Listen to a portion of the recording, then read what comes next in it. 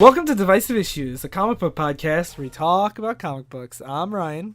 I'm Sly. I'm Phil. And I'm Daryl. Last time on Divisive Issues, Superman had a funeral. Newsboy Legion, Purple Alien Girl, what else fucking happened? I don't remember. Man Baby strikes again. Guardian attempts to do something. Angsty Ryan Lynch. They buried Superman, that's about it. And it ended with his body getting taken away by the Cadmus boss. Yeah. Bum, bum, bum. Now, coming up soon, the Newsboy Legion, and more Guardian doing nothing. Lots of things we promised last week. And a psychic seal. I was just telling you guys that I feel like I have been forever reading these Death and Reign of Superman stuff, and I can't think of what happened in all these comics. I'm just like, he fucking died, and then they had a funeral. How can there be so many comics about this? But let's save that for later, I guess. Let's read some more. Yeah. Yeah, let's read more. So we're doing the second half of Worlds Without a Superman, or Funeral for a Friend. Funeral for a Friend, Part 5. Okay, so where do we leave off? We left off with the body getting That's what taken the away. recap was for, Ryan. Yeah, Ryan, what are we leaving off? Well, exactly what we just said.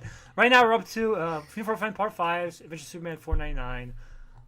Okay, Get to it. so it starts off with Lex and Supergirl they get an alert that Superman's body, or there's been a break-in at his tomb. Also, if this was a comic, we would have an asterisk and say, Supergirl is actually a shape-shifting raisin man. We covered that already. Watch Part 1 for that shit. Yeah, watch part 1 to understand, or listen to. I guess you're not watching us. God, again. We'll never get that right. We'll never say listen, we'll always say watch. No matter what we do. So Supergirl runs to go investigate, and when she gets there, there's like a tunnel dug away from the tomb. It's like a Legend of Zelda hole in the wall. After a bomb got dropped there. Yeah, it is. It's exactly it what it really looks is. like. And there's some guy that looks like a bum, but he has a super high-tech cell phone, and he calls somebody and saying, "We have a guest." Oh no, he says it's a ghost. We have a special guest? No, a special ghost! Yeah. So Supergirl is like, I'm gonna go jump down this hole and find out what's going on. I have a question. Why does Supergirl goes into his tomb, but the outside of Superman's tomb is all like tech-based? It looks like the inside of the Technodrome from Ninja Turtles. It does. And I don't know why something that just has like a big vault door on it needs so much tech. For a security system for LexCorp. That's Lex's shit. Like Lex is doing that pretending to be like, I'm virtuous, but really he's doing it so he can be in control of... It's just so much tech. I mean, the tech is also what notified him immediately that there was a Yeah, but break-in. do you need like all the walls covered with it? Well, does capitalism need all the excesses that's inherent to it? Oh, no, but God. that's what happens. Well, actually, You know? based on the law of supply and demand, it technically only supplies what people are demanding, so it kind of does. Yeah, so... Wow, we made it 3 minutes before we started trying to dismantle social structures. This is the new reality, Ryan. You have to get... Trump's America, we're gonna make political jokes every episode. That's what it is now. So in this issue, Lex is trying to get Superman's body. He's trying to say, like, who took it? I wanted to take it later. Yeah. And Supergirl loses radio contact as Dan Turpin, Terrible Turpin, the gruff cop from the beginning. Who beats up Cadmus guy Yeah. while Guardian watches and says, please stop. Yeah. He follows Supergirl in. And he gets his hat stolen by a head that is also a hand. Yeah, it's like just a big head that instead of a neck, it has a hand. And so these are the mutant people from before. Yeah, like I didn't mind the Underworlders in Death of Superman. That's because they didn't really get into the really weird ones. They had like some goofy ones, like a Ram guy, and Clawster was like a big rock guy. But they seem like something you'll see maybe in like X-Men or something, like a really goofy mutant. This is like something out of like, I don't know, like a Disney movie. Like this head hand man could not have mutated from a human. He cannot live. He only has a head. He cannot breathe. He can't talk. No, he even though also he's has a speaking- hand. He's speaking English. Where does the air come from? His palm. What if he has a mouth on his palm and he's just Tiny licking little his lungs. No, he has little lungs on his palm. It's all his internal organs. His knees weak. Oh, he has no knees. Never mind. His knees, weak, arms are heavy. Mom's spaghetti. Bottom of the sweater already. That's where I was going with that. And then just... All right. Then you still like thunder slide. Fuck you. Let's go. So, All right. so there's an obvious misunderstanding that the mutants are like, why are you disturbing us? Surface people aren't to disturb us. And Supergirl's like, you have Superman's body. And it's immediately obvious to the reader that they don't have his body. But Supergirl's very thick, so she doesn't realize that. Well, she's a little Raisin Man, so It's also all the mutants are very thick, and then they all get blown up by And grenades. also, Turpin is like fist fighting this mutant with his shirt ripped off. Yeah, so all these mutants keep ripping off Turpin's clothes. So they like take his hat and then they rip his shirt. And they drop grenades down his pants. Yeah, they drop grenades down his pants and he's like, "Yeah, well, I got a taste of your own medicine here." And he pulls all the clips off his grenades. And then like doesn't even run away. He's just Yeah, he's just like, I'm killing you with me, I guess. But Supergirl saves him. Yeah, and somehow it makes his pants fall off. Supergirl picks him up. He's trying to get his pants off, and Supergirl picks him up, and his pants just fly off at the speed that they're flying away. Yeah. And yeah, so I don't know if this will be a homage to Death of Superman when Superman's clothes got torn up. It's weird seeing that on like a chubby fat guy like Turpin rather than like Superman. He's not fat. He's He's very not bad. buff. He's pretty He's bulky. pretty ripped. But I guess If you're you right. saw a person like this in real life, you'd be like, "Oh my god, he takes so many steroids." But it's just weird seeing it's weird seeing a cop, like a burly cop who's just like this jacked up and Yeah. like, it looks like I don't know, just weird seeing it. Like it's like the Hulk, like slowly during a fight when it's supposed to be like a cop guy. Yeah, it's weird. But it was supposed to be like, look how cool Turpin is. See, he Yeah, it isn't is. like useless. So the grenades blow up. It caves in the whole tunnel, I guess, killing all the mutants. Also, I don't not to get too much of a tangent, but since we've been talking about Guardian so much, He's not even here yet. Just wait. I know, but till this is about Guardian. I never got to bitch about Supergirl. Oh. Supergirl is very thick. When I mention she's thick, I don't mean that just as a aside, like for this one scene. You mean like her thighs are like? Yeah. No, I mean she's very stupid in general because Lex Luthor is very clearly evil in this story and every story he's in.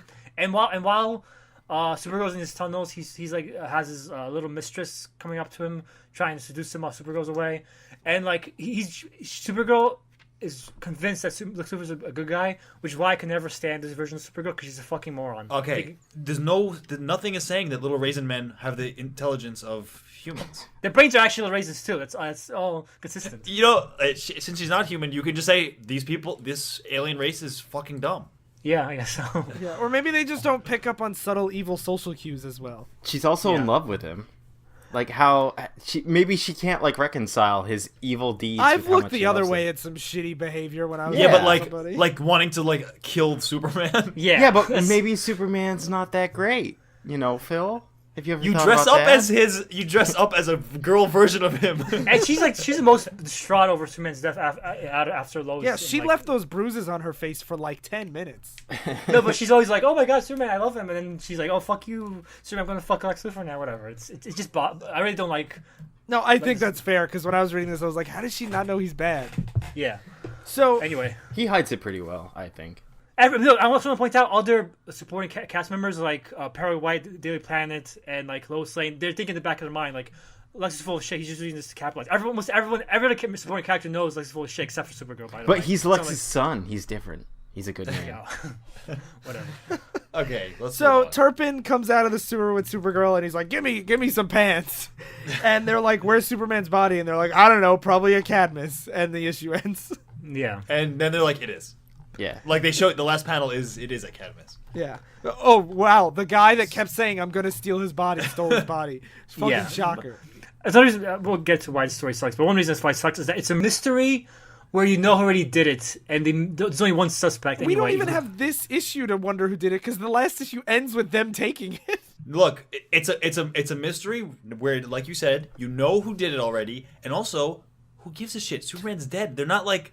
It's not like they're like trying to get justice for someone being murdered or you're trying to get a kidnapped person. It's like you don't want them to have his body, I guess, but it's so much less of an investment than like someone's kidnapped and you're trying to figure out who. The thing is, like, the whole motivation is like, I hope they don't disrespect his body. yeah. But there's like a valid thing of like people don't want the family and friends to be, Yeah, his corpse shouldn't be desecrated. Yeah, but when the previous story was him fighting Doomsday with the highest stakes ever, And this this seems is four, like four issues about this. But I think the intention of the story, we know he doesn't come back in the story, so we're not as invested in it. But I think this was supposed to be a red herring to hint that maybe Cadmus could revive him at the time. oh, my okay. opinion. Like I think it was a red herring to make us think that Cadmus, and they do this when they reveal later on a little bit of spoilers for 5 minutes after when we get to that point. Cadmus is trying to clone Superman, and that I think it's supposed to tip us as like a red herring at the time that maybe this is how Superman comes back with this subplot. So there might be more investment if you're reading it in real time. That's fair. That's fair. Okay. All right, so now next issue is who's buried Superman's tomb. Which is a weird question because isn't no one buried in Yeah, Superman's no one. The story opens with Guardian on a motorcycle chasing down a bunch of crooks in a van. This is the only time Guardian does anything in this whole entire Yep, trilogy. I was gonna say this is the one time where it's like, okay, he's not doing nothing. This this scene is what made me bring up that point in the last episode where I was shocked that when criminals see a cop, their immediate thought is throw open the van, pull out assault rifles, and start shooting. Like that is. They probably saw this Guardian, so they're like, "This guy's a fucking loser anyway. We can just kill him." And no one will miss him. They probably assume that it's not even illegal to kill Guardian because nobody even gives a shit. Not even illegal to kill him. And also this scene where they're shooting at him, there's like 50 guys with guns shooting, and you notice all of the bullets are just hitting his shield somehow, like in true like Captain America style too. It's And like, the guns you're- aren't even aimed at the shield. That's what I mean. It's like in no way would this target protect a man. A bulletproof shield does not protect a human who's not bulletproof. Sorry, Captain America. Sorry, Guardian. Sorry, Guardian.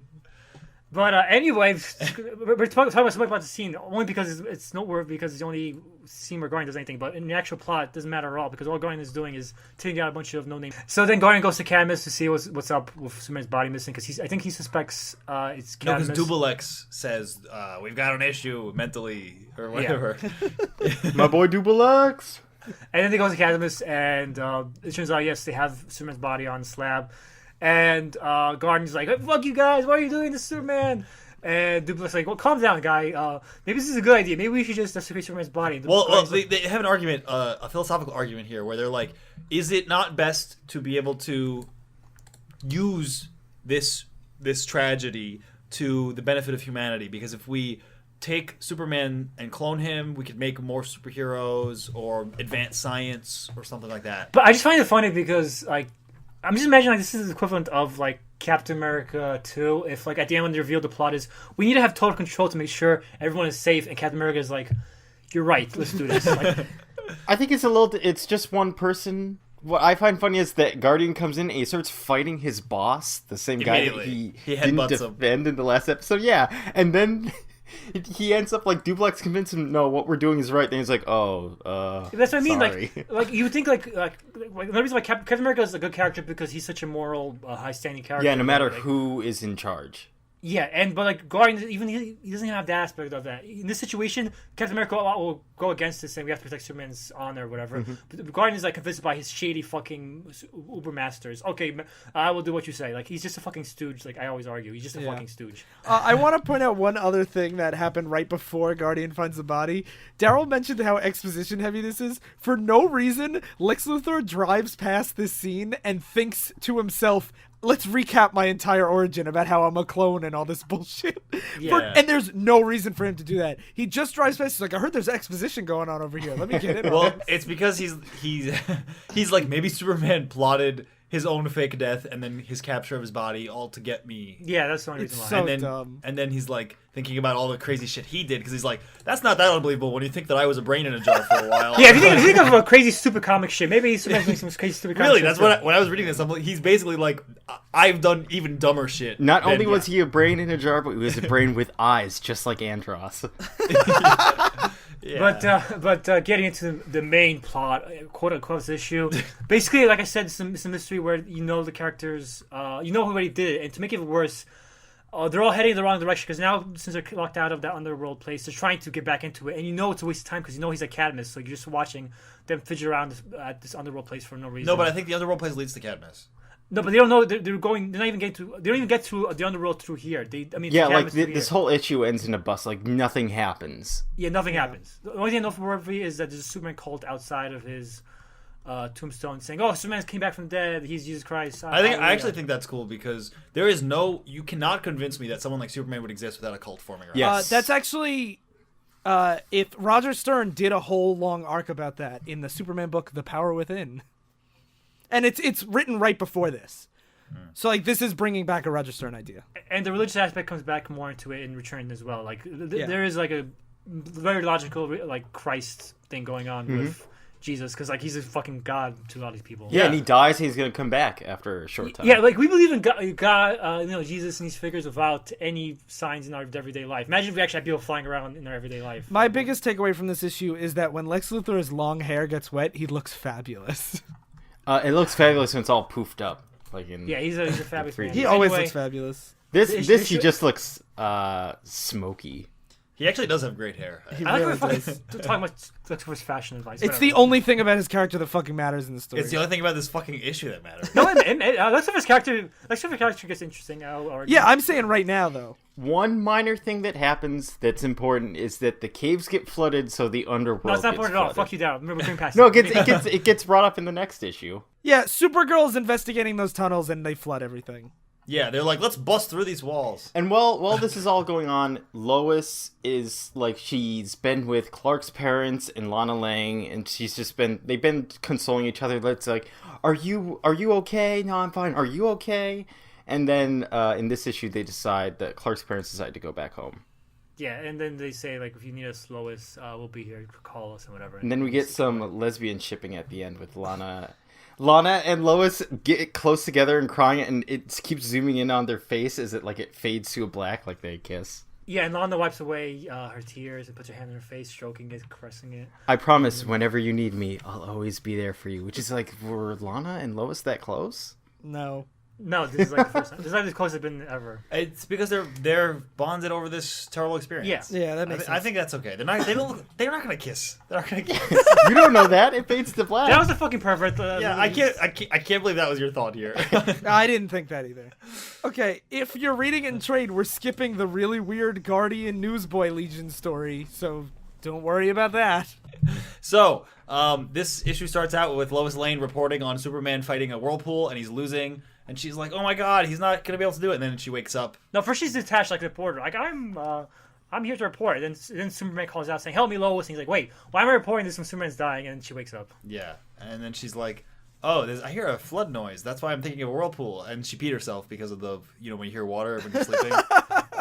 And then we see, oh my God, we see A bunch of more freakish underworlders. Yeah, the underworlders. They're like these weird taffy men and a snail, A slug man. slug man. They look like parodies of Pokemon. Yeah, like these look like Pokemon actually. Really, like they're that cartoonishly. So Daryl was right actually that the flooding does matter because the flooding actually is flooding Metropolis. And Oh, I forgot. Part. Also, the art is done by John Bogdanov, who does like really crazy close-ups of people. Like the way he draws people sometimes is really strange. So the art throughout this is just really strange. I think here's where it suffers the most out of all the entire story arc because the underworlds already look weird when they're drawn by somebody like Dan Jurgens, who's more realistic. When it's drawn by somebody who draws weird and now he's drawing weirdish fucking creatures. Wait till you see his Newsboy Legion. yeah, I love Yeah. that. That actually made me. That was when I realized like the art style was completely different because when I saw them, I'm like, what comic am I reading? And Double X. And Double X. But so we get some more Mom and Pa Kent stuff, which I actually liked here because they've gone back home to Smallville, and every time Pa Kent sees something, it reminds him of when Clark was a kid. So he's like going through the farm, and then he sees in his mind Clark like playing with the cow Bessie as a like kid. he sees the cow Bessie as an adult, and then he imagines it as a baby, and Clark playing with it as a baby. Yeah. Yeah. And like him saying he would take care of it and stuff like that. And he And says, "Dad, Papa, you're the one who taught me how to care." And then Yeah. when Ma Kent shows up and says, "Who are you talking to, John?" And Pa's like, "Oh, nobody's here. I'm not talking to anyone. How can I be talking to anyone? No one's here." And that's a recurring thing where he keeps talking to Clark in the past, but in the future it's just like this desolate farm now where without Clark it feels empty, Yeah. which I think are really good scenes. But not good scenes are what happens next. Yeah, so then we have Cadmus, and the fucking Newsboy Legion shows up. This is the first time they actually appear in this actual Films for Friends So story. we've And been hyping them. Describe them, Phil.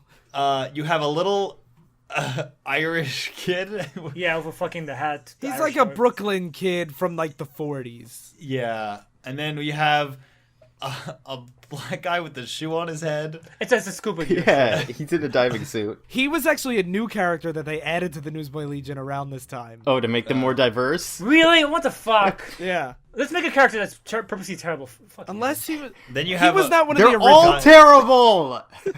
Then you have a guy in a suit with big glasses. He's a nerd character, of course, and he's just a terrible nerd. Like, oh, my calculations say this is this, and everyone's like, "Fuck you." Yeah, nerd. they're like, now's not the time for science glasses. Yeah, And then two other guys. yeah. Like, One of them looks like Superman just with bigger cheeks and jowls. Yeah. I- He's like a generic white boy. It's like one of them Superman, but also Don Rickles. And they're like, we heard some flooding, and they're like, oh, gee, Jolly Willikers, you have Superman's body? And then we cut away from But Archie's like, what's he doing here? And he's like pounding his fists together. Like, let's go. It's such a They're fucking so sick. cliched in like every Yeah. way. And they're like, we're the newspaper boys. We're going to do something about this. Whatever. And keep in mind, this is like when we say like the Cadmus is like Shield. Like we're not kidding. It's a very high tech place. Like, and there's soldiers everywhere, and then these fucking kids come out of nowhere. They're experimenting on Superman's dead body right now, and they're like, "Hey, we're the newsboys. What's going on?" And they also Yeah. didn't lock the door for these guys. yeah. No, they have military like grade access throughout the whole facility. Yeah. Yeah, they actually do. That's the And this worst is when part. Dublex reveals we want to clone Superman's body. And put him into a... And he can, like... He's like, I have enough psychic, like, readings on him to, like, make a brain copy or Yeah, they something. copied Superman's brain pattern or whatever over to Whatever. the clones. And also, I want to note, it's a questionable thing because they usually only clone people when they're alive. Like they clone Guardian when he was alive, but now they're cloning a dead guy. So it's like maybe this is not going to work. Was at Guardian ever truly alive? all. He's dead inside even as we speak. So then we have another good scene with Ma and Pa Kent with, like, them thinking about when he's a little boy. Only Pa Kent's thinking about it. Ma Kent's like pretending like it's everyday life, and while she's doing working in the kitchen, Pa Kent's eating. He imagines Clark's next to him, playing with his food with an airplane. Here comes the airplane. Yeah. And he says, like, bye, Pa, I gotta fly now. And then he says to himself, someday, knowing Yeah. that when he grows up. Then we have another amazing scene of the underworld where Oh, people are... man, people are this picture. people, A psychic seal is carrying Qbert. and Yeah. people are climbing into this frog's mouth. They're Just- climbing out. They're climbing out, and there's these giant like people have to get warm.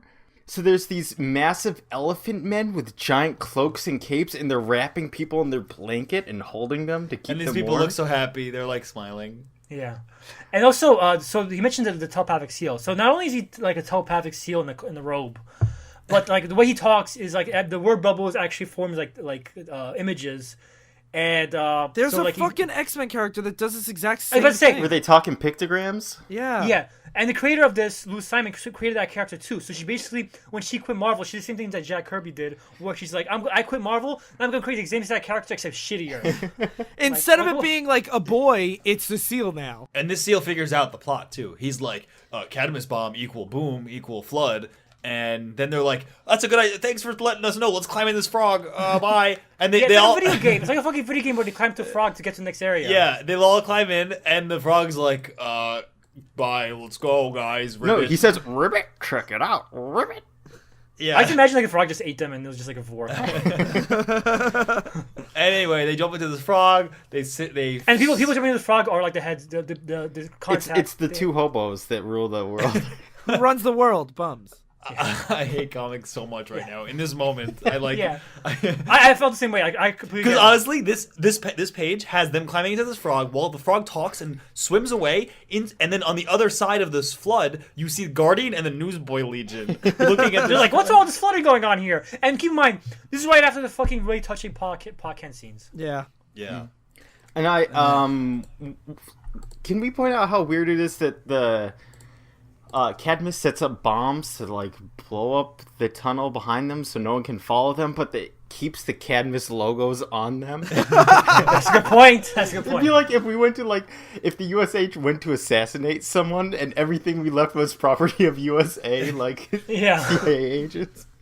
Yeah. Well, I mean, Cadmus hires the Guardian as like their main enforcer. Yeah, like so- when I said that was shitty shield because of their actions, but also shitty because the actual method of doing stuff.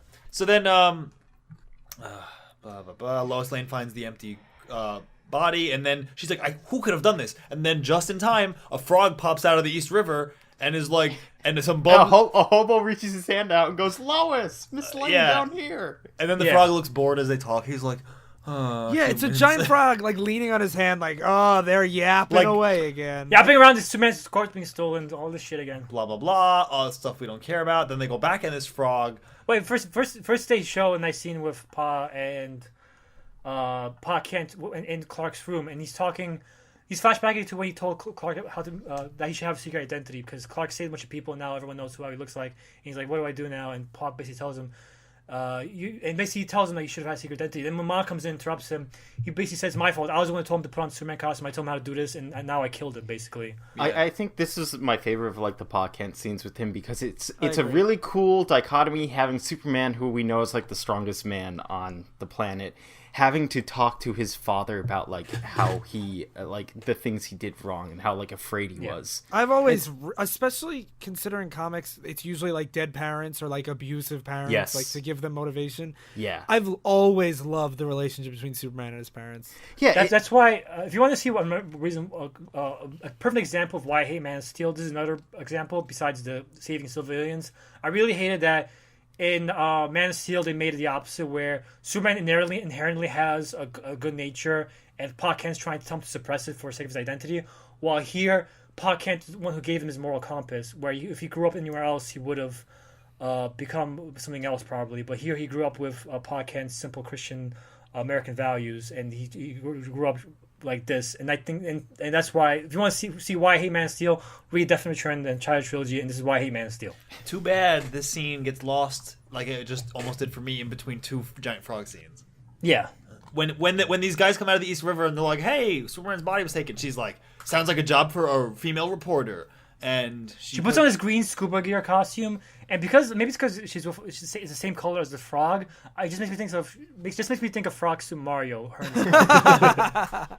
Well, yeah, she's not gonna get in this frog. She's not a fucking chump, but she swims as a frog next to him with this telepathic seal and this giant frog with some hobos in it. and then Cubert, this little pink anteater thing that's like the size of a child.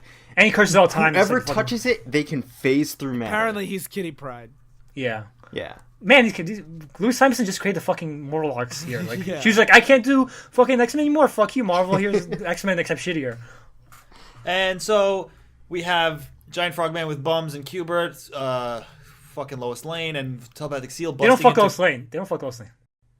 You said fucking Lois Lane. These guys are Okay. fucking Lois Lane. They're not fucking Lois Lane. They go inside Cadmus and they beat up some guards and they're like, "Where's Superman?" And then the Newsboy Legion's like, "Hey, nice threads." Because the guy's wearing the other guy's shitty scuba gear is saying nice threads to Lois Lane in her shitty scuba gear. Yeah. And then the little the little Irish newsboy's like, "Hey, it's Lois Lane, the reporter. Hard to tell in that wetsuit." And then How she's does- like, there's just so many questions. Like, how do they know about the outside? Like, They probably have news and shit. They're newsboys. Of course, they would know a reporter. They're newsboys. "It's You're their right. one job." you're right. I'm sorry. I take it back. I was wrong. And they're like, and she's like, "These are my friends from the underground," and they're like, "We'll help you. We're the Newsboys." And then they beat up some people. They're like, Lois "Oh, Lane fuck." beats up this guy, and he passes out, and they show him like bleeding out on the ground. Is she a good fighter? Apparently, When she punched him, he lost his tooth. no. But the next page, he's unconscious on the ground, and there's blood pouring out of his mouth. I think it's his tooth getting. Yeah, he broke But his tooth. that's crazy. Crazy fighting when you break you break your teeth. That's crazy. I've never heard anything like that. I'm No, not but like having Lois beat up some scientist, like it's weird how much blood there is to me that it's Lois punching out somebody that's like some just supporting scientist. Yeah, guy. it's a really over the top issue, which is so weird when it's compared to like the down to the earth Pa Kent stuff. It's actually weird because the whole point of this whole entire scene, the seal, the fucking frog, the whole point is just to have Lois find the body because she finds the body and has to leave. Yeah, they don't even immediately. take the body; they just record it. Yeah. And the Newsboys are like, "This is our job. We are the Newsboys," and they're like, "Fucking nerd kid says Excelsior to the Fourth Estate." Like, you could cut out almost every character and just have Lois infiltrating Cadmus, and then the issue's better. Yeah, but she needs help to do it. She needs the help of a frog and a telepathic seal. And the Yeah, Lois can't do it herself, being a smart reporter that could break Well, those how teeth. else was she gonna phase through and read the minds of bodyguards? Huh? What do the Newsboys have to do with this, though? nothing. I don't know. Oh, yeah. That's the real question. And so she's writing up a report or something of them having his body, and then She says that she was like torn full of guilt. 'Cause the guilt we mentioned about her not being able to save Superman. She says, "I couldn't save Superman's life, but by heaven, I'm going to save his body from desecration. I'm going to write about this." Yeah. And we cut to Smallville for the last scene where they're reading about Tomb Empty, and Jonathan Kent is holding it in his hand, that newspaper, and Martha Kent is like calling him. That's her name, right? Yeah. And Yeah. she's like, "Come back inside." Martha. And- Martha. What'd you say? What'd you say? Poor Phil didn't see Batman versus Superman. I didn't. I'm like, what the fuck? That's like a main plot point is that One of the main plot points of Batman vs Superman is that they both have the same mother's name. That's how they become Batman and friends. Superman's moms are Martha. Batman's trying to kill Superman. Literally, he's about to stab Superman. And Superman says, "My mom's name is Martha." And Batman's like, "Really? My mom's name is Martha." They become friends. That's a scene. Okay. Yeah. Great. Well, Great. yeah. So Jonathan is like, they've stolen his body, Martha, and then she's like, I know, we'll get him back, and then And keep in mind, during the scene, he's outside wearing in freezing cold without his jacket. Like he's obviously acting it off. Yeah, just in like a sweater vest. He's at the recently dug like personal grave they made where his rocket crashed last episode. But it's very clear that he's acting out of the ordinary. Like now he's like barely paying attention to Martha as he's talking Yeah. to her and stuff like that. And then for the last panel, he collapses, and she starts yelling, "Not you too, Jonathan!" And Jonathan. and the scene of her holding Jonathan is actually a mirror of the cover of Divisive Superman. Lois Oh holding yeah, Superman. Yeah. I didn't notice it. And I will say, they did drop in some throughout this story arc, like Jonathan Kent being unwell, like he's like having stomach pains and stuff earlier, which is something that does happen a lot before heart attacks, and like this, they do drop it in that he's not gonna be okay. Yeah. So then he collapses. And before he collapses, he talks about how he promised he would protect him, keep him safe, and then he failed, and then that he collapses. The Mappa Kent stuff in this issue is great. Yeah, It's the only good part of this issue. Yeah, I definitely. agree. We're at Funeral for a Friend, number 8. Superman, number 77, by Jurgens and Breeding, and the cover is Superman flying into the sun. It says the end at the bottom. The best first splash page ever. Yep, it's a giant buff Lex Luthor, and he says, "Hate." Let me tell you about hate. What nips he has though. Yeah. Well, a lot of times they don't draw nips on like superheroes at this time, but they gave them big nips here. Yeah. Yes, big nips. He basically covers about like his history with Superman. While he's training with this woman who beats his ass. Yeah, he's been like obsessed with him. More exposition. And it was how I thought it was cool that he got cancer from the kryptonite. Yeah, ring. that's a John Byrne idea, and I think it's fantastic. I think it's such a That good is idea. really clever. I didn't know. I thought it was cool too. But is kryptonite like radioactive Yeah. material? Yes, it is. Because it's a material from Krypton that went through space and was radiated by fucking. Oh, so on Krypton it wasn't irradiated? Yeah, it's actual material from Krypton that became radiated on the way. The here. ironic part is the actual element krypton is noble gas, so it's super stable and not reactive at all. But it's a little periodic table trivia. Well, like gamma rays are accurate to actual real gamma rays, right? Yeah. And I like how this cancer is just like his arm becomes like a robot arm. Well, no, he had to amputate his arm. Oh, okay. That's how cancer works. You get a robot arm. And then Lois and Supergirl show up, and they need to talk. And then She tells him about Lois tells him about the chemist stole the body.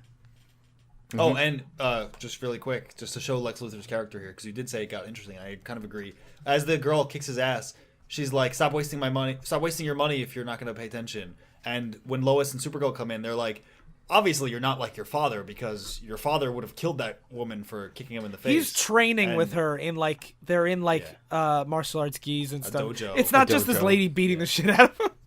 Yeah, they're like training, and she's like, "Good thing you're not like that, eh, Mr. Luthor?" And he goes, "True, how very true." And this will come up later. Yeah. Spoilers. And then Lois says that she couldn't publish the story about Cadmus, but she can at least like show it to. Lex, so he can do something about Yeah. it.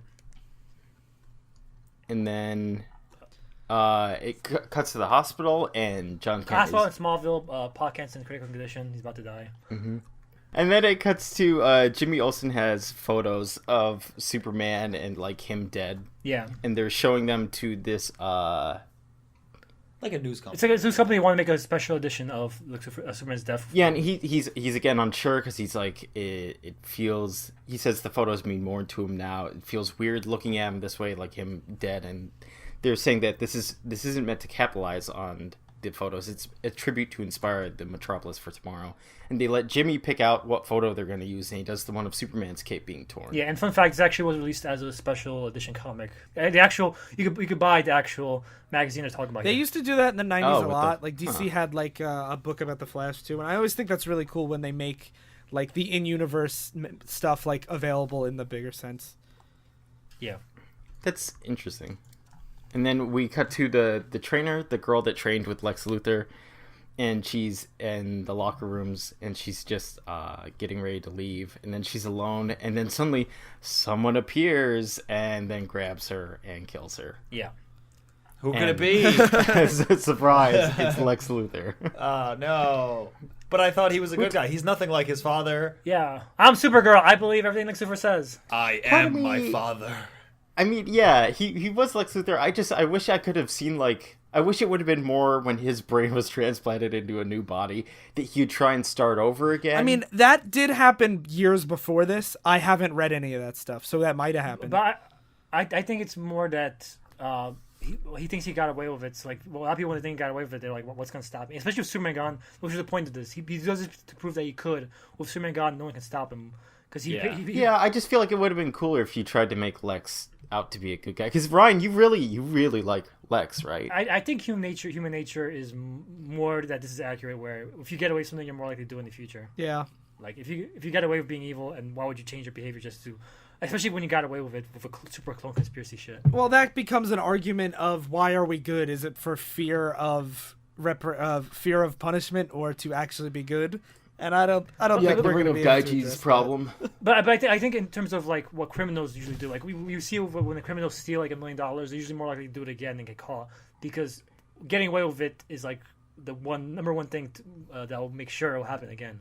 I know. I thought humanity was basically good, but we live in Trump's America now, Daryl. Let it go. I mean, DC is recollecting that stuff, so I will definitely keep you posted when it gets up to that point if he actually tries to be good before this. Okay, or like at least like in the middle Yeah. of the road.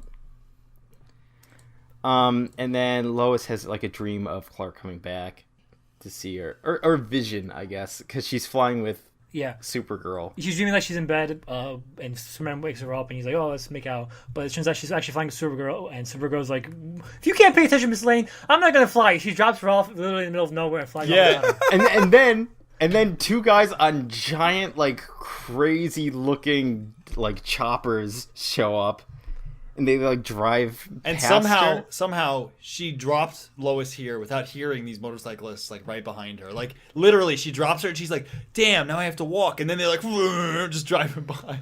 Are they tricycles? Yeah, they three-wheels on are. Yeah, these? it's 3 wheels. They are.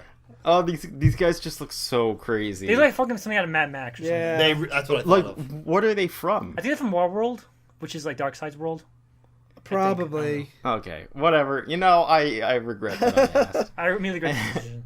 But I just want to point out that Supergirl's a bitch as well as being stupid. And then fucking Lois Lane's like, "Give me one of those bikes. Let's do this." And And, they're like, all right. and they just ride. All right, slap to a Slim Jim. Him actually looks like a Macho Man Randy Savage too. He does. I do love how Lois Lane constantly is just in all these action scenes. She's a reporter. She's like, I can drive motorcycles. Let's do it. And she's riding with these like crazy, like you said, Mad Max like styled people Yeah. driving into Cadmus's base to attack them to take Superman's body back. And what makes the last issue so redundant is she's going back into Cadmus to get the body. Yeah. Yeah. When she was there already, and then they couldn't do it before. Well, for she some left to reason. go get Supergirl because Supergirl has the muscle. Yeah, Supergirl's the one that actually retrieves the body this time because I think Lois didn't think she could escape like carrying a body by herself probably. I feel like that you could have easily just found an underworlder that had like super strength and write him into the story. I think you could have easily condensed this whole entire story into like at least 4 issues, if not 3. Yeah. Yeah. Definitely. So they, Supergirl has the body. This is actually a nice moment where Lois sees the body for the first time in like a long time, and it brings back all the memories, and she's just thinking about. Yeah, not long ago, Lois Lane had embraced the notion of a life together with this man. They were engaged to be married, and the future promised infinite happiness. Now tomorrow can only bring the empty, aching sadness that comes with any man's death. Even a Man, super- Dan Jurgens is leagues above every other issue in this. whole Yeah, I saga. feel like Jurgens knows how to make something like strong and poignant. And then Pa Kent is like, as he's dying, he's remembering certain things about like Clark protecting them. Even, and you guys are talking smack. Like Louis Simpson, like the Underworld shit was dumb, but like I said, the Pa Kent stuff's my favorite Yeah, stuff. but I'm saying like Jurgens, I feel like brings everything together in where his Jurgens' overall issues are a lot stronger. The other ones kind of have good moments. But I do think I would not say Louis. Like I feel like the other ones are more mired and shit. But like a lot of my favorite moments are from Roger Stern. That's and true. Louis That's Simmons' true. issues. I just think Jurgens writes a stronger issue overall. Yeah, I trust the jury. But also keep in mind he's the one that brought the War Worlder shit. Too, That's true. so, That's like, true. Like he has, everyone has their own weird shit. Like this is a big flaw. Everyone brings in something. That's weird true. At some That's point. true. Yep. And then, like, it's parallel to the scene of the doctor holding Pa Kent and trying to save him, saying, "Give me room, every second count." And then it shows Superman trying to save him, saying, "Give me room, every second counts." Yeah. Like in his memories. Yeah, when Superman saved him and Ma Kent from like exploding building. They return Superman to his tomb. The impenetrable tomb where he was just stolen from. But as they're doing so, Lois Lane in her mind imagines like giving the wedding vows, and before they bury her, she says, "I do," and quietly to herself as like, Before they bury her. yeah, before they bury him. Fuck. She's like, I'm gonna be buried with my husband. It's what was that tradition in India? in India. What's that? Sati. Yeah, And do you know what I really love about it? Throughout the whole issue, all of her visions and fantasies of Superman are Superman, and this moment of her saying goodbye is Clark Kent. Yeah. Yeah. And Lex is like, I want to be left alone with the body to pray. Yeah, And he's then- like, I need to pray. So then Lois goes, "You? I mean, of course, I'm sorry." And then she leaves. And then it makes the fucking me gusta face. yeah, Yeah. it really is. And he's like, "Gotcha! I gotcha! I win!" And he's like gloating over Superman's dead body. Yeah. He's basically like, fuck you, you're dead, I'm the best. Yeah, and then he says, like, "I killed that girl, the girl I trained with, to show you that I was king again." Yeah, you're dead. You're nothing. I am back on top. You can't do shit. I mean, this does really support Sly's argument that, like, he killed her just because he knew he would get away with it this time. Yeah. And he says, like, I'm proving to myself that you, in a different life where you were still alive, you might have been able to do something about it, but now you're dead, so eat shit. Yeah. Yeah. And as he's pounding on the coffin, they're pounding on Jonathan Kent's chest, telling him to breathe. But he's about to die, and his mom, Ma Kent says, "Don't leave me, Jonathan, please." As we cut to John's vision and Superman holding his hand out, saying, "It's me, Pa. Don't be afraid." And Pa just reaches out for Clark instead of. Yep, instead of Ma Kent. And then it's flatlining as it does this with the And Ma Kent says, "Don't leave me alone," as the flat lines, which I think is a very powerful. Yeah, it's like the panels get smaller and smaller of the flatlining E. Like maybe it's just me, but like the idea of like parents like in their elderly age being forced to watch their son die, and then now the mother being the last member of her family alive, I think that's a very crushing. Yeah, it was emotion. really Yeah. sad. Like, I was really surprised when I was reading this because I'm like, wow, they're killing Pa Kent too. Like, Superman's death was so impactful that he dies as well. And also, Pa Kent dies in a lot of Superman media. Like he died in the Chris Reeve movie. He died in the original. Man of Steel. Yeah, he died in Man of Steel. Died in the Golden Age comics. Like, and he died in the mainstream. Eventually died in the mainstream comics too. Like spoilers for 2007 Superman comics, but. Like his dying was always on the table. Yeah, and so, even like when he died the last time, when they rebooted everything, his parents were already dead at that point, if I recall. Like, so Yeah, I think so, they too. like him dying is definitely a common thing. and it's more real because this is a character that can die to me rather than like Batman or somebody, you know. Yeah, I agree. I was thinking, honestly, if, like, it ended there. Like, I always think about comics, like, I know they're, like, this long continuing thing, but a lot of times I think if this was a self-contained story and, like, you had this whole poignant Superman death thing, we cut out the Newsboy stuff, and we just have him die at the end. I know it's really depressing, but it's like, that is such a crushing story. Like, I would walk away from that thinking about this forever. But you wouldn't want to like follow Ma Kent a little bit more to like have it not end with her just being like, I'm alone now. Yeah. I would follow like an epilogue kind of issue of Yeah. like what happens with her, Yeah. because I think this is like a very, especially for Superman storyline, this is a very bleak ending Yeah. to it. It Like, it's powerful and it hits you in the gut. I think that'd be but- too bleak if it ended like that. Like, Yeah, I think for Superman, like, this is really bleak. I think it's okay to kill Pa Kent along with Superman, but like you need to at least do something to show like Ma Kent and Lois and Lana surviving it. Yeah. Because like Superman's supposed to be hopeful and not like. Shit. He's not Batman. If this is Batman, it might be Yeah. more appropriate for Alfred to die this way or something like that. But After Batman, yeah, they're gonna bury Alfred with Batman. together, one tomb, just like a little Sloppy. Slane and Superman. But So now here we go. Adventures of Superman 500. And this was not Funeral for a Friend. Now the title is Back from the Dead? Question mark exclamation point. But yeah, just to talk about the artist, because the artist is very unique. And when it comes back to the afterlife scenes, it's done in a very unique way where it looks like dithering, which is really cool that they were able to do it with just normal like standard crosshatching. Yeah, so they do dithering, and also the colors. The only parts that are colored in are the dithered parts. So everything has a very a pale. And yeah, it's very like soft colors too, like a light yellow, a light blue. There's no hard like what I would associate with comic book colors, where it's like here's this solid green and solid red. Like it's a lot more muted. When they come back to the hospital, you see those solid colors too. So there's a big. You can tell when you're in the afterlife and when you're in real life. So it cuts from the doctor trying to save Pa Kent to the Pa Kent holding Superman's hand, Clark's hand. He basically, as he's holding on to Superman, he rips off Clark Kent's suit, revealing the Superman's suit underneath, and he says, "Clark Kent's done. I have to go, and this last part of his journey has been traveled by Kal-El last on Krypton." And he tells, and he's saying like, don't basically Pa Kent. He's saying like he's here to try to stop Clark from passing on. Yeah, but Superman says like, "I'm gonna have to pass on. You stay here. I'll go." And he thinks Superman thinks he's going with other Kryptonians in their Kryptonian garb, but Pa Kent only sees them as like weird trench coat creepy figures, while Superman sees them as Kryptonians. Yeah.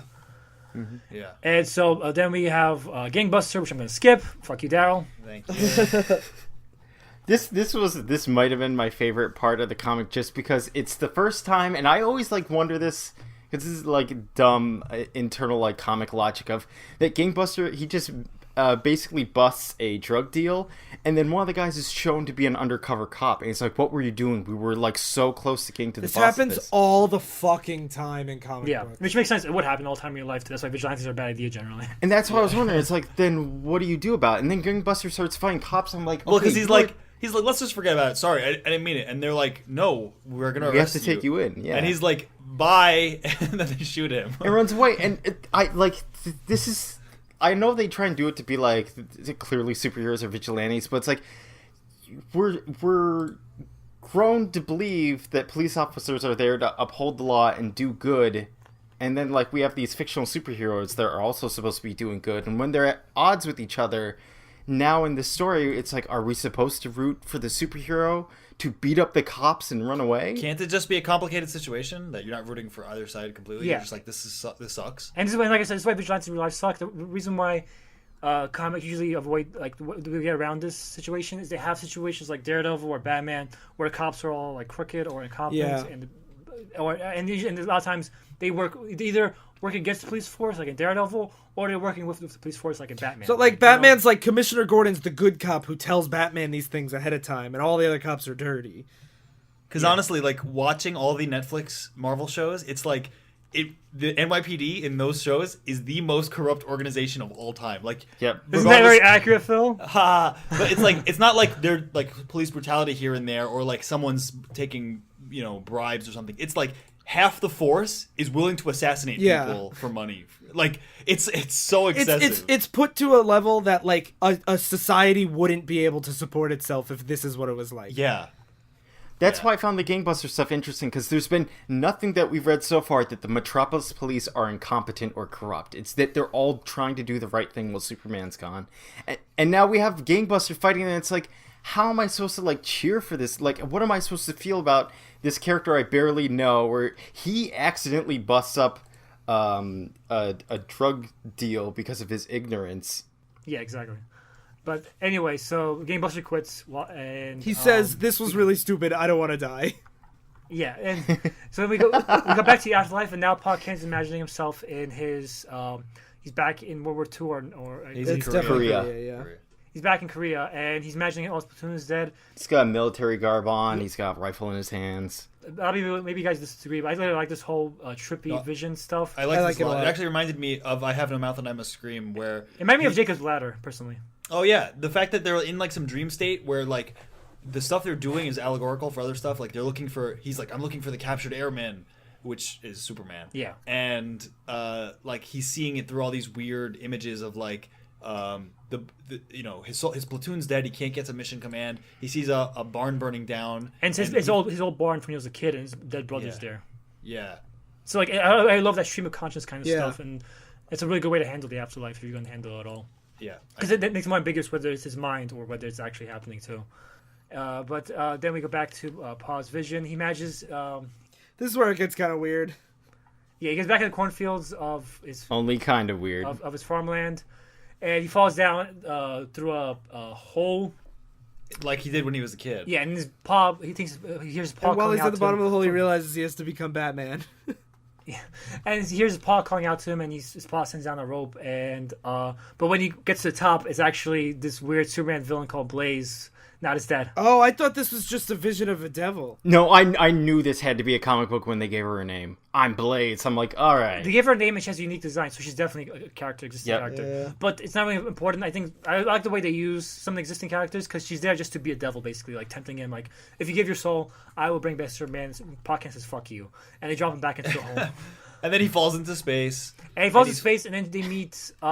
Basically, the space is the body of a woman, actually, like the silhouette of. It of looks like space. Starfire.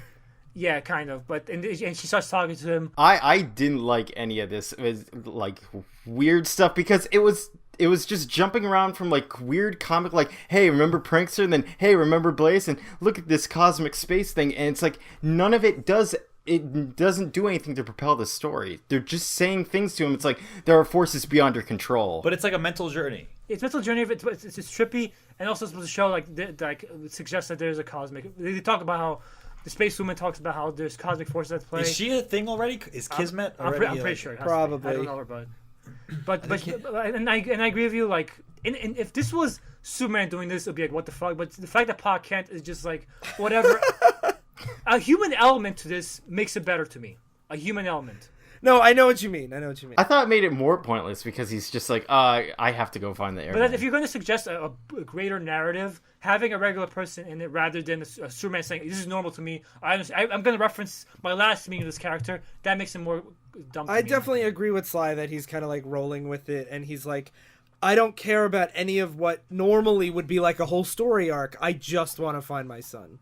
Especially because he's in like a dream state. We know he's dying. Like Yeah. his heart is like constantly stopping. Yeah. I thought it would have been cool if it just stayed with the Korea segment. I all the did way prefer through the instead of Korea having segment. to pull you out and be like, let's dump some stuff that's meant for the reader instead of you. I agree, but having the main person going through this be a vessel for a new reader, basically, kind of, like where he is focused on the more human aspect of it rather than the comics LOL stuff. That's better than doing it rather than Superman or other character who knows this stuff being familiar with it, which I think comics miss a lot when they handle this stuff. Sure. Yeah. I agree with you there. So he falls to Krypton. Yeah, and then he sees a funeral procession for Superman. He's being carried. He's awake, being carried by his funeral procession with his eyes closed. But Pa Kent knows something's up because Krypton are fucking atheists, godless scum, and they believe in science, not God-fearing Jesus Christ. And he basically tries to tell Superman it's there's fucking demons trying to carry you, not fucking Kryptonians. He sees them as the cloak figures. So basically, Pa Kent manages to make Superman open his eyes and see that they're demons. And then Superman beats the shit out of demons. And Pa Kent says, Superman's like, basically, I can't go with you, Pa, I'm dead. And Pa Kent shows him his glasses and says, you see these are Clark Kent. Clark Kent can die, he's a fucking human. But you're Kryptonian, that's of your kind. You can't just die. You have to you can't just act like you're following our rules. You don't have to. You can keep living. And basically, he and Pa Kent go through the whole hole in space, which is supposed to go back to that world of living. And I sorry, we skipped past it, but I wanted to bring up that when Superman's fighting the aliens, it goes to splash screen, like the full page spreads of him fighting it. It's a cool, like, there's Superman and he's fighting again kind of rah-rah moment. Yeah. Where you get like the full screen of like, yeah. It's interesting too that when Pa Kent is telling him like you're the last Kryptonian and stuff, he says the only reason you're here is because we raised you with the concept of mortality. You've been conditioned to accept this fate, but maybe it doesn't have to be that way. Maybe if you resisted, you don't have to die. Yeah, and so then they go through, the two of them go through the portal together, and as they do so, Pa Kent wakes up and he starts telling Ma Kent that Clark's back. I brought it back, and we cut to Lois in the plane. She basically says like, I wanted to be to support Ma Kent, but I can't be there while Pa Kent's talking about how Superman's alive again. fuck that shit, fuck that old man, he's a piece Yeah. of shit. But as she's flying on the plane towards back to Metropolis, thinking about how Superman's still dead, she sees somebody fly past the plane. A red streak in the sky. Yeah, and she's like, no, there's lots of superheroes in the world. It's not Superman. Let's calm down. But then when she gets back to Metropolis, all of a sudden TV is flooded with reports of different Superman sightings. One of them, a little girl said Superman got a cat off a tree. And she's like, oh, he said his name was Superman. And he's still kind of funny, too. And he has a drawing of what looks like a hobo wearing a Superman shirt. And then Lois goes with Henderson, the chief of police, I believe. And they go to inspect the grave to make sure Superman actually is gone. And the grave's empty. And Lois is like, oh, they stole the body again. But Henderson's like, no. Superman's back, Lois. Superman's back. End of issue. And it says the beginning. Yeah. Okay, so wait, what was I gonna say? Oh yeah, so recap page. So Yeah. now we finished World Without a Superman. Are you excited to continue or no? This is a good question for Daryl, because Daryl's the Yeah. only one out of the three of us who has not read Return, and we all like Return, so Daryl is the only one to actually properly gauge this question. Daryl? No. Okay. I am still gonna read it. I'm still gonna see what happens and see why you guys like it so much. But this is like this. I feel like I've been on a downhill journey, and I'm afraid it's gonna keep going downhill. I honestly, even though I like I said in the past, like I like Death and Return, I'm like, I don't want to keep reading more of this because all the really shitty scenes really take me out of it, man. Like I feel like 30% of this story arc was good, and the other 70% just feels like I'm wasting my All fucking of World Without is definitely a downhill slog. I mentioned this before, but I feel like this feels like they sacrificed the quality of this book to make Return better. Because this feels like it's always a part of these sagas when they extend the story where the story starts to suffer. And I feel Funeral for a Friend, which Word of Superman, this is the story that took the hit. Thankfully, Return is where the art, the story writing, everything, in my opinion, I think is the best out of the three by far. I agree. For me, I mean, I guess I'll have to see what's in it. But the thing that was most interesting is I wanted to see what it was like for people that knew Superman, what their reactions to it would be, and how the city would respond, like how even Lex it's a would missed respond. opportunity. I agree. It's a missed opportunity. Yeah, and that's why I'm not hopeful for the rest of it, because it's like I don't read a lot of comics, so I'm generally not interested in seeing 4 more Supermen appear and what their backstories are, unless they're really good mysteries. Well, it's very appropriate because you're not hopeful, but Superman's whole point is to inspire hope. So when Superman returns, hopefully your hope will return. And you'll find out if Daryl hates it or not next week on Divisive Issues. Spoilers, I probably hate it. So as we've been mentioning the last couple weeks, we're recommendations have become like really forced. So we're just gonna, when we have some good ones, we're gonna mention them throughout the show instead of a section and just throw it in the liner notes. So if you look at your liner notes, there might be some recommendations for you. But I don't think we need to spend 20 minutes fucking talking about it. Yeah. Cool. So I just want to give a quick shout out to the Comrade Radio Network. And who have I not talked about in a while? You guys should check out Surely Not Surely. Their new season started, and they have some great new episodes. They get drunk and give advice, and it's real fun. And episodes are way shorter than ours, so you can listen to one in like 16 minutes is the most recent one, instead of the hour it takes to listen to this. And you could find out... almost like that's a better format for a podcast. Spoilers. And you could find that and all the other shows at comradradio.com. And while you're doing lots of podcast stuff, you should also rate, review, and subscribe to us on iTunes and Stitcher and Google Play, so you can subscribe to us everywhere and have your hard drive fill up with multiple copies of our episodes. I would like that. And and join the Comrade Radio Facebook group and talk to me. And have all your questions ignored by everyone else but me. And that's all I got. You guys got anything else you want to mention? Just Hopefully Daryl likes Returns better. I hope so too. I probably will like it better than this. If all of you guys like it, there's probably a very high chance for me to like it better than I want this. to point out that Death Returns of Superman video game completely cut out without Superman. Coincidence? I think not. Okay, so thank you guys for listening to Divisive Issues. I've been a shirtless, pantsless, terrible Turpin. I've been Frog Suit Lois. I've been a telepathic seal in a cloak. And I've been more than news sports. Yeah, wowzers. Stay in continuity.